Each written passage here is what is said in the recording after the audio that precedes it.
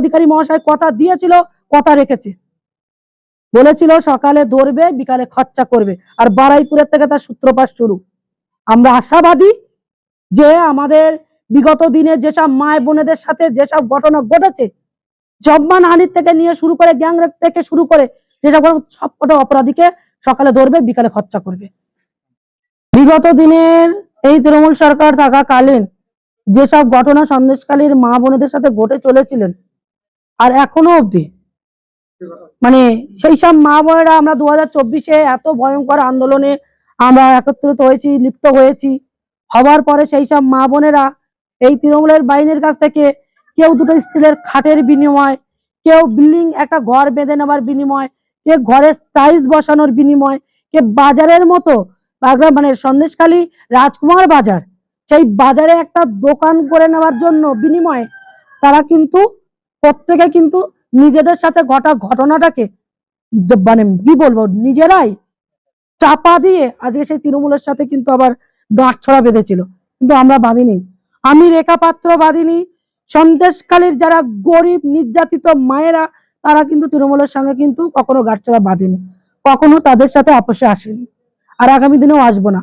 আর আজকে তারাই আফসোস করছে যে সরকার চেঞ্জ হয়েছে, তারা ভেবেছিল সরকার কখনো চেঞ্জ হবে না, অথবা আমরা বিচার পাবো না। আজকে যখন সরকার চেঞ্জ হয়েছে, আপনারা দেখছেন বিনা মাইতি, এই অন্বেষা কি মন্ডল না কি একটা আছে, যার 2024-এ রেফের মতন একটা ঘটনা ঘটেছিল। আমি ওই রাত্রে বসিরহাট থেকে, ব্যাবলা থেকে আমি প্রোগ্রাম শেষ করে রাত 10টার সময় এসে আমি থানায় গিয়ে ওনাকে নিয়ে, আমি থানায় ইয়েতে আমি ওনাকে বিচার দেওয়ার জন্য কোথায় না কোথায় দৌড়িয়েছি। এইসব মহিলা, আরো এরকম মহিলা অনেকে আছে, তাদের পাশে আজকে আমি নাম ধরে বলতে আমি বাধ্য হচ্ছি। তারা আজকে আমাকে দল একটা জায়গা দিয়েছিল বলে তারা আমার বিরুদ্ধে রাস্তায় প্রতিবাদ করেছিল। কেন ও জায়গা পাবে, কেন ওকে দেবে? আমাদের ভারতীয় জনতা পার্টি বিজেপি সরকার পড়াশুনো দেখে না, পড়াশুনোকে লক্ষ্য করে না, দেখে লড়াই। যে লড়াই করতে জানে, যার ভেতরে সৎ বিদ্যা আছে, যে সৎভাবে মানুষের পাশে থাকতে পারে, সেইরকম মানুষকে, তাদেরকে, মায়েদেরকে তারা সম্মানে তোলে এবং একটা জায়গা করে দেয়।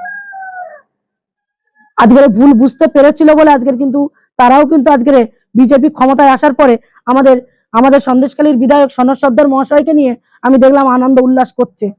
তবে এটা যদি 2024-এ তারা যদি কিছু জিনিসের বিনিময়ে যদি নিজেদেরকে না ছড়িয়ে দিত, সেই আন্দোলন, সেই প্রতিবাদ যদি জারি রাখতো, আজকের কিন্তু নিজেরা কিন্তু কালিমা লিপ্ত হতো না।